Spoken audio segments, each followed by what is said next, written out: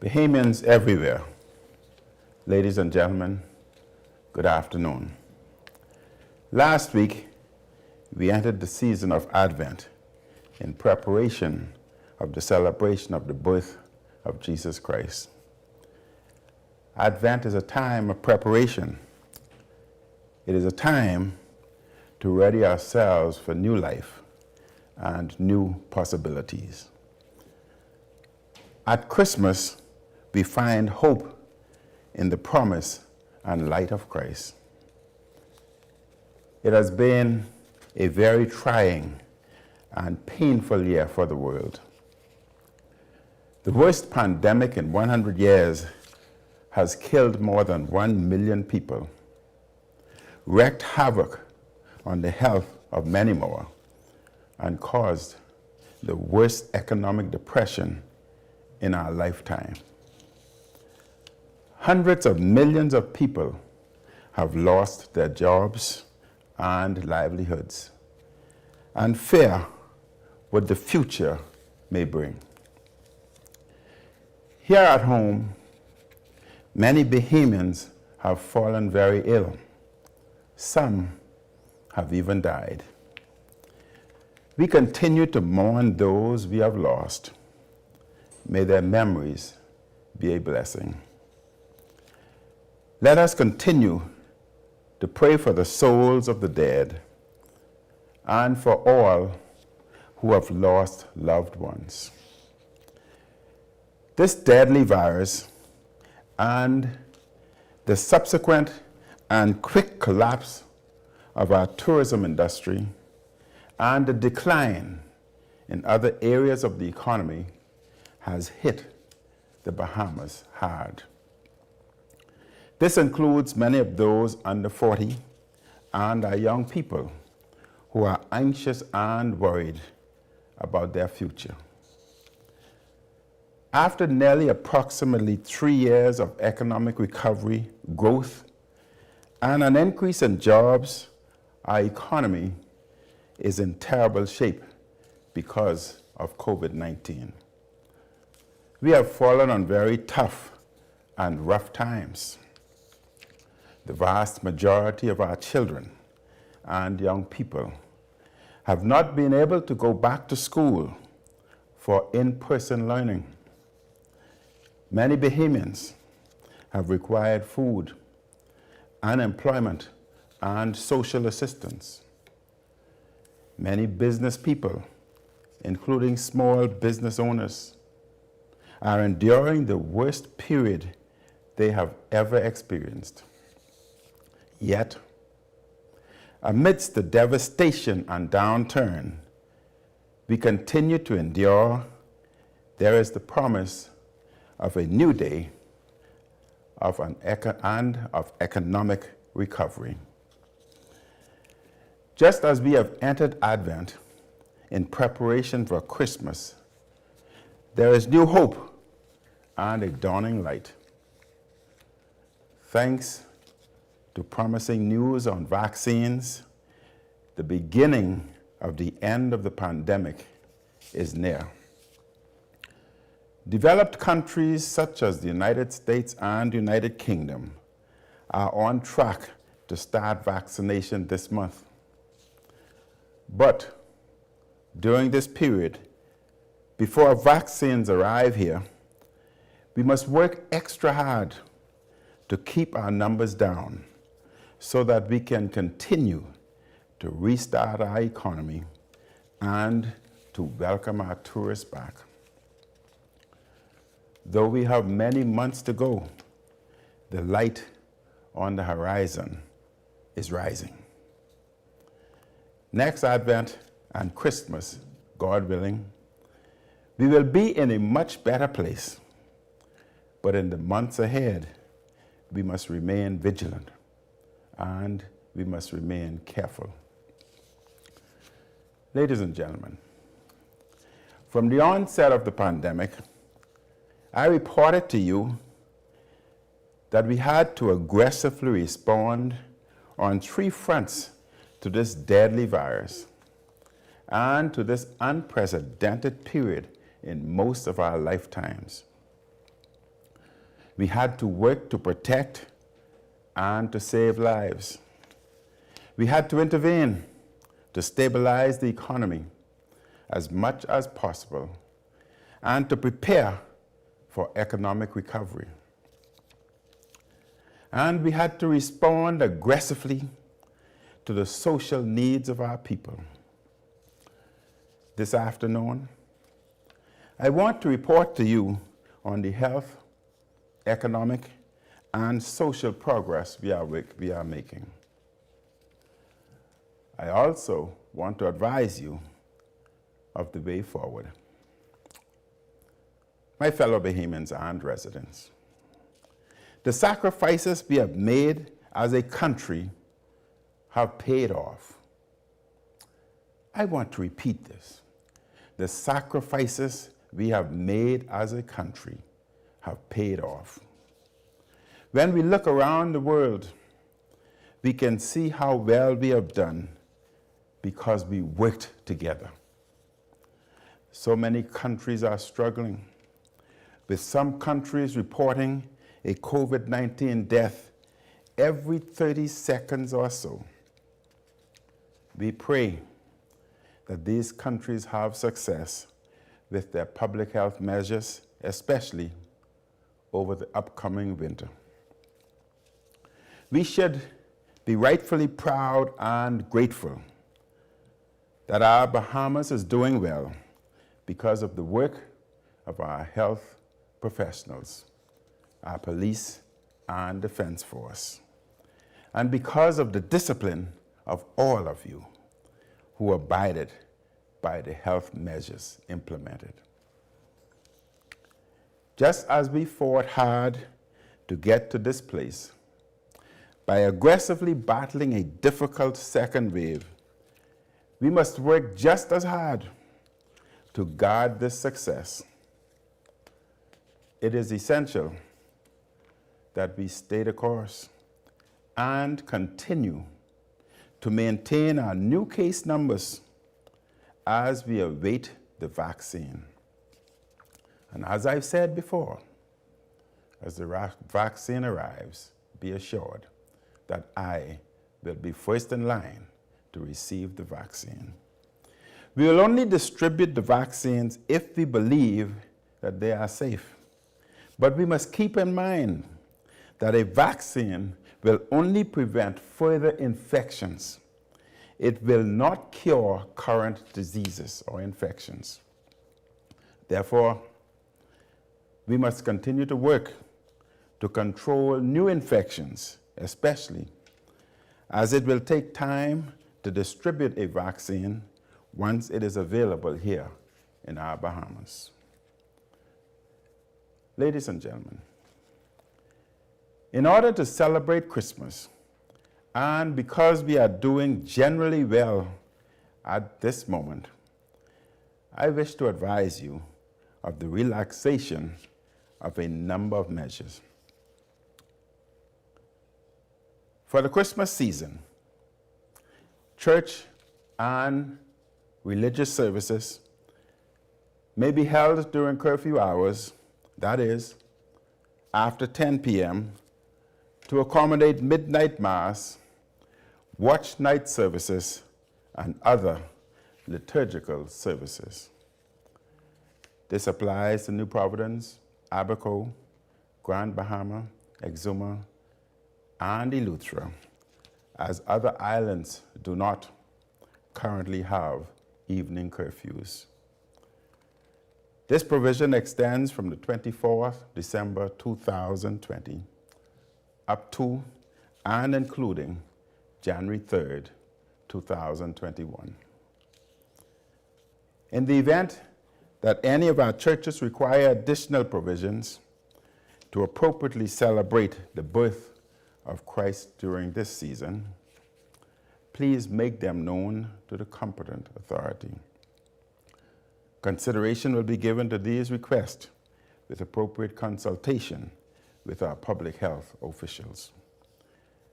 For the period of December 24th, 2020, up to and including 3rd of January 2021, social gatherings may take place with a maximum of 10 people.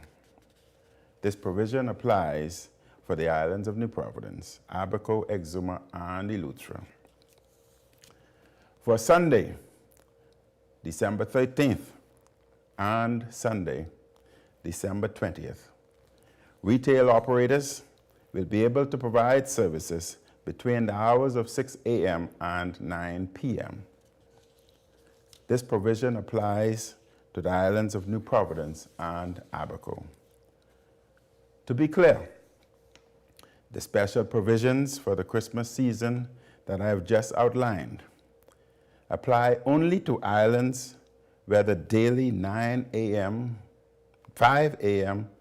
to 10 p.m. curfew and certain other public health protection measures are still in place. All other islands may continue as presently provided for in the emergency powers orders. It is important that all residents on every island continue to practice the COVID-19 prevention guidelines. Wear your mask, practice physical distancing, wash your hands thoroughly and often, avoid large gatherings. Effective tomorrow, Monday, the 7th of December, all gyms may reopen with strict adherence to the health protocols. Also effective tomorrow, Monday, December 7th, the quarantine presently in place for travelers leaving New Providence to go to the Family Islands will be lifted. Travelers from New Providence and the Grand Bahama to the rest of the Bahamas will be required to obtain the travel visa, to complete the daily health questionnaire, and take the rapid antigen test on the 5th day after their travel. This is the same protocol in place for international travelers to the Bahamas. Additionally, the requirement for people traveling from Exuma to the remainder of the Bahamas to take a PCR test will be removed. The requirement for an RT-PCR test for travelers from New Providence and Grand Bahama to the remainder of the Bahamas will remain in place. Also, effective Monday, December 7th, 2020, Exuma and Eleuthera may resume in-person church services following the health guidelines of the Bahamas Christian Council and approved by the Ministry of Health.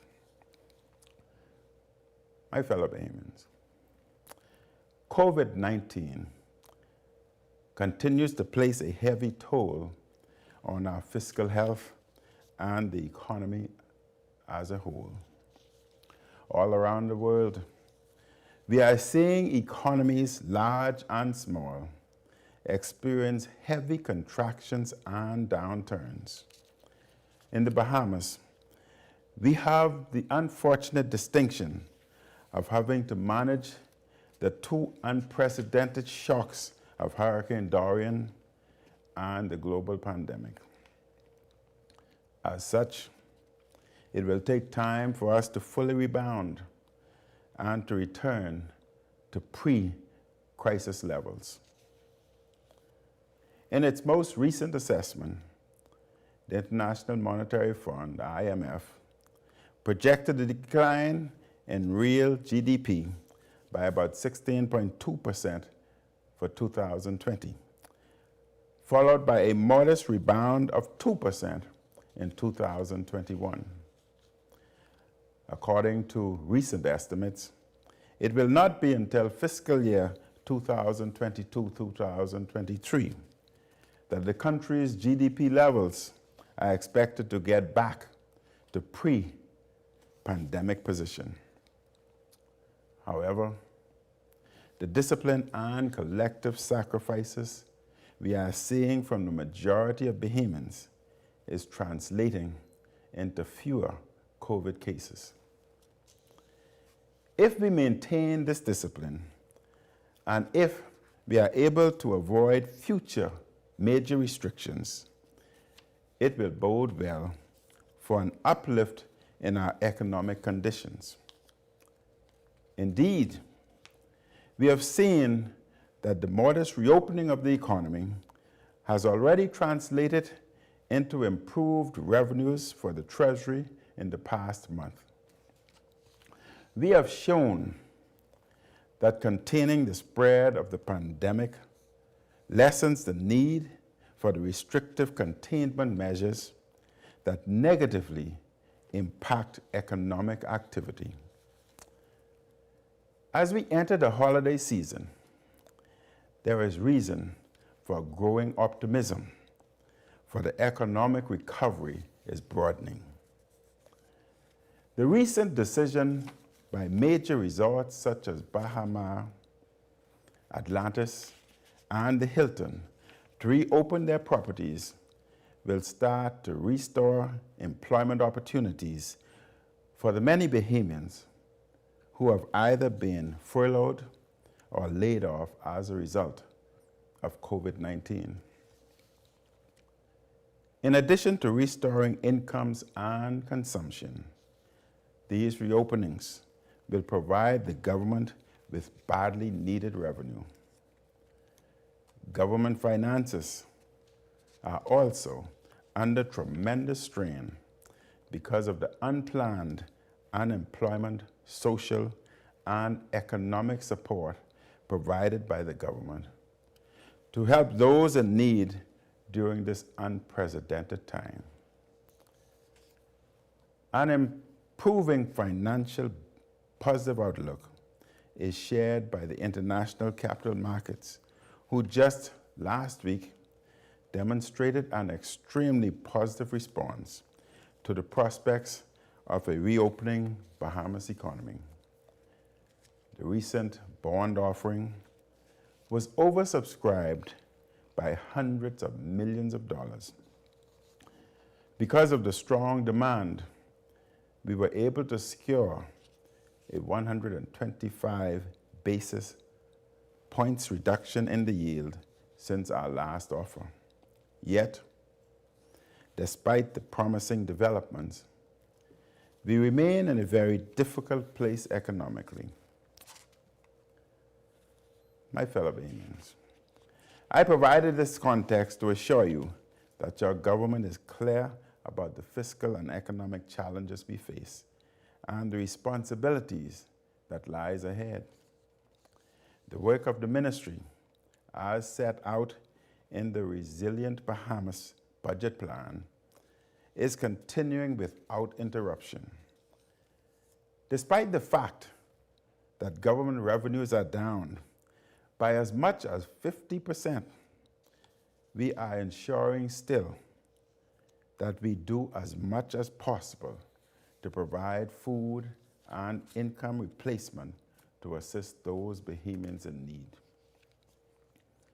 In short order, my government will table the 2020 Fiscal Strategy Report, which will highlight our strategic priorities with respect to revenue collection, spending, and the financing over the upcoming budget and the medium and long term. This document is mandated by the Fiscal Responsibility legislation of 2018. As should be expected, it will be heavily influenced by the realities brought about by the uncertain domestic and global environment. We started this fiscal year knowing it would be unlike any other we have experienced in many of our lifetimes. It has challenged ministry officials to stay nimble, to be flexible, to adjust and adapt to the changing circumstances, and to be both responsive and responsible. Although the reopening of the tourism economy will bring welcomed relief to many hospitality workers, families, and the country as a whole. We know there are still difficult times ahead and difficult decisions to be made. In presenting the report to Parliament, we will highlight some of the immediate fiscal adjustments and accelerated reform efforts that are necessary and critical to remain on stable economic and financial footing over the near and long term. My fellow Bahamians, the Ministry of Finance has had great success since my administration assumed stewardship over the country's finances. In the past 3 years, this government was able to reduce the deficit to historic lows for the first time in some 10 years. This was a clear demonstration that it is possible to put our fiscal house in order. I am proud of the work the ministry has done. I assure the Bahamian people that this administration will continue our prudent management of the country's finances. The Ministry of Finance is staffed with technical experts and administrators who work diligently every day to implement the fiscal and economic policies set by the government while managing the ministry's core functions. As we navigate these challenging times together, the welfare of the Bahamian people will continue to be our guiding star. Ladies and gentlemen, our national success in addressing the health aspects of COVID-19 included a range of comprehensive measures and a dedicated and hard-working team of public health officials who offered their talents and many years of experience. What we are doing to save lives and to protect health, we must also continue to do to boost livelihoods and to restore our economy and jobs. To help guide our economic recovery, I will be guided by an economic team that will continue to consult widely with business, labor, religious leaders, and civil society. A core economic team will continue to meet regularly, just as public health officials have done during this pandemic.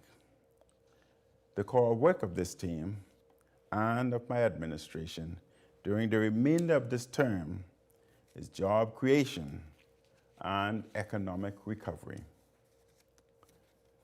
This includes structural reform and bold ideas for diversification, the ease of doing business, and the ongoing transformation towards a digital economy. We are committed to the implementation of a number of recommendations of the Economic Recovery Committee, including rolling out a new and more nimble domestic and foreign investment process to get more money flowing into our country. The emphasis will be on projects which produce jobs and economic opportunities to make our tourism sector even more innovative and more vibrant. We must utilize innovative public-private partnership to get more Bahamians back to work. We have already stated that we are boosting the amount of funds available to the Small Business Development Center, including funds directed specifically at our young population and our women. To help advance these economic goals and to boost jobs for the remainder of this term, I will continue to serve as the Minister of Finance. The Honorable Desmond Bannister, the Minister of Works, will become Deputy Prime Minister. Because of his portfolio, which includes capital works and infrastructure, and because of his experience and good counsel, he will be a part of the economic team. A part of this team will be Senator the Honorable Kwesi Thompson, who will be the Minister of State for Finance. Over the past nearly 4 years, he has been Minister of State for Grand Bahama and has promoted digital technology and training. As Minister of State for Finance, I have asked him to focus on the economic needs and recovery of Grand Bahama, Family Island development, and the ongoing digital transformation of the Bahamas and that of the government. I am also appointing a special advisor to the Office of the Prime Minister, who will help to drive the recommendations made by the Economic Recovery Committee and to focus on the ease of doing business. This new special advisor is Mr. Nathaniel Benaby Jr. Mr. Benaby was the first Bahamian to be appointed Managing Director and Chairman of the Board of RBC, Royal Bank Bahamas Limited. He has long-standing experience in banking and has served on a number of public and private boards. He has many, many decades of experience. His core assignment is to help turn recommendations into action. Also on his team will be the Financial Secretary, Marlon Johnson, and Mr. Kenneth Kerr, both of whom co-chaired the Economic Recovery Committee. The public-private collaboration they demonstrated as co-chairs reflects the government's commitment to public-private partnership, which will be vital in restoring our economic health and in creating jobs. Another core member of this team will be Mrs. Wendy Craig, an economist by training. Mrs. Craig is a former and well-respected governor of the Central Bank. She has served as an economic advisor in the Ministry of Finance since May 2016. I will rely on her experience, advice, and counsel. My economic and financial team will meet regularly to help chart and guide our economic recovery. We will augment this team as necessary with individuals and experts from across the economy, including various members from the Economic Recovery Committee, such as Mr. John Delaney, Chair of the Economic Advisory Committee, Ms. Christina Roll, Executive Director of the Securities Commission, who worked in the private sector for more than 20 years and has extensive experience in the financial services sector.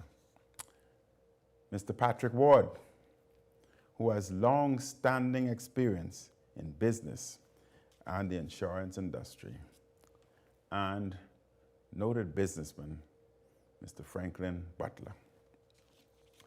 Just as I assembled a team of wide expertise and talent to combat the health aspects of the pandemic, I will continue to do the same to get Bahamians back to work as quickly as possible.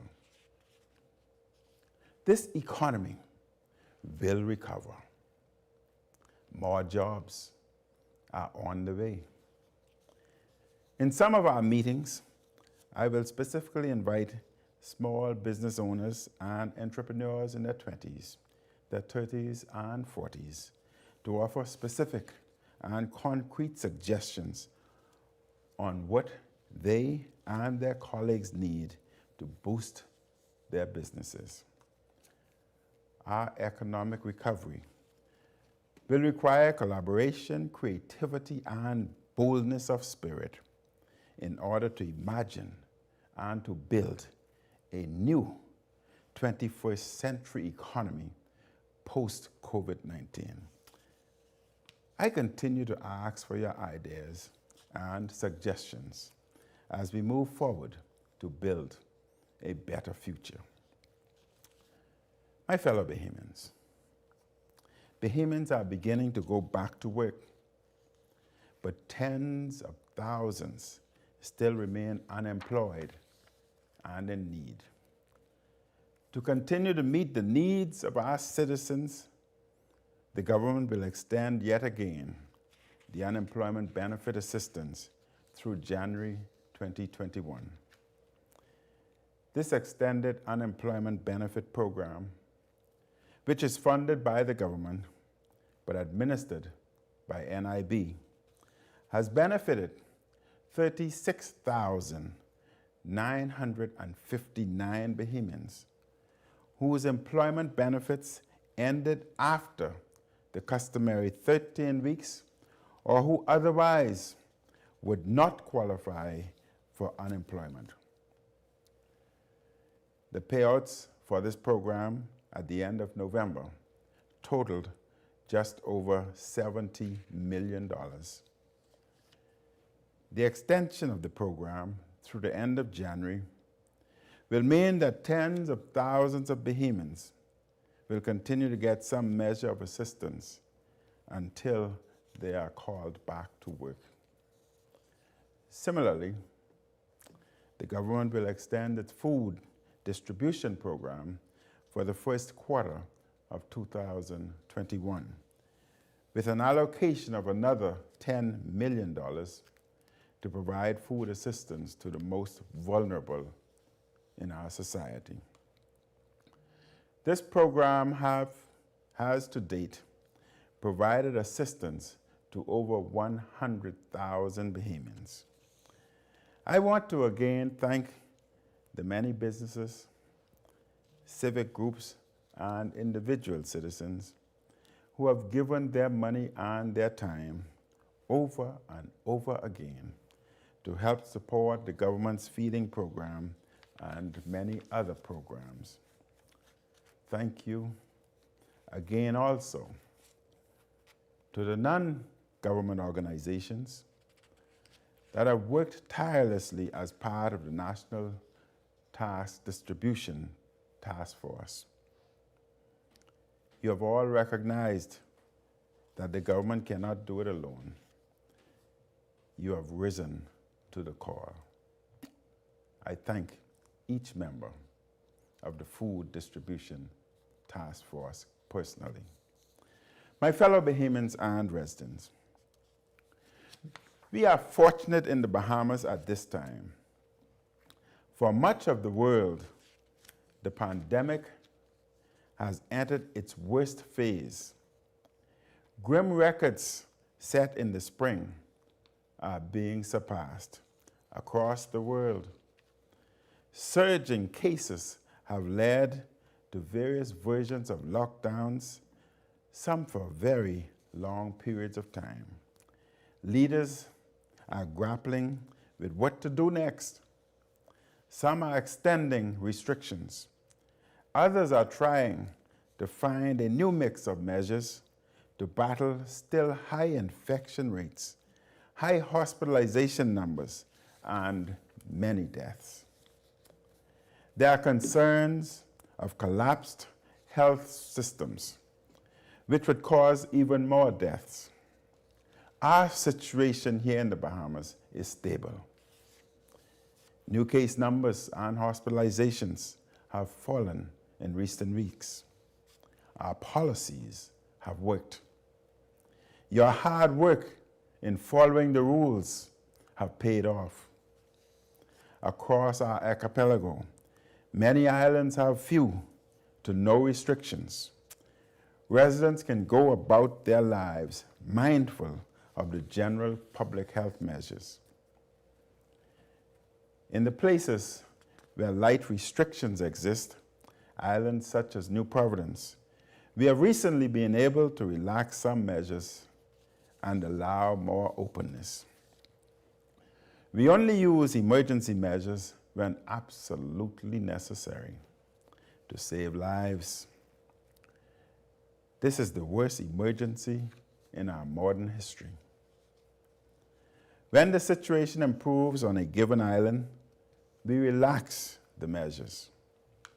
We act to prevent our people from getting sick and, most importantly, to save lives. We must keep the public health measures that worked. Keep wearing your mask. Remain physically distant when out. Wash or sanitize your hands regularly and stay away from large social gatherings. Due to the high COVID-19 numbers in so many countries, I also still recommend that you not travel outside of the Bahamas at this time unless for an emergency. Walmart can wait. Do not loosen up your discipline. For many Bahamians, Christmas is one of the most sacred times of the year. At Christmas, we commemorate the birth of Christ. It is a time of family, a time of friendship, and a time of renewal. 2020 has not been the year any of us wanted. Dreams were put on hold and normal lives interrupted in so many ways. The regular, close human interactions that make life so meaningful were taken away from us. As we end this year, let us remember in prayer the families of those who lost their lives due to this COVID virus. They were our brothers and our sisters, colleagues, neighbors, and friends. They will all be missed. Let us also thank and celebrate the frontline health workers who are caring for the sick and have saved so many lives. They are our heroes. They continue to do the hard work each day in the battle against this deadly virus. I have been impressed by the dedication to our people in these terrible times. I once again offer a personal thank you to our healthcare workers and members of the uniformed branches for all that they have done and all that they continue to do. During this Christmas, let us be especially grateful for our blessings during one of our most difficult years as a people and as a nation. Let us recall in gratitude the many blessings of our country and those who have given us so much. In this spirit, please allow me to express gratitude to the life of Miss Betty Cole, who passed away yesterday morning. I offer condolences to her family and her friends. Betty Cole gave a lifetime of service as a teacher, a coach, and a mentor. She taught many generations of Bahamians to swim. She devoted herself to nurturing many generations of guides in the Girl Guides and in the development of many young people. She had a fierce wit and sense of humor, a generous spirit, and a great love of her country, to which she devoted her life and considerable energy. Even as we remember her life and spirit, may she be an example and inspiration to us all. My brothers and sisters, I saw a spiritual reflection recently that spoke of an advent of the heart and described Advent as a way of life where we live with a fuller understanding of our ultimate need and dependence on God at all times. This year, more than most, we have had to place our trust in our God, on whom we depend for life itself. Let us never tire of thanking Almighty God for our individual blessings and our blessings as a country. May the God of new beginnings grant us new life and hope this Advent and Christmas. I could not have forgotten through this year.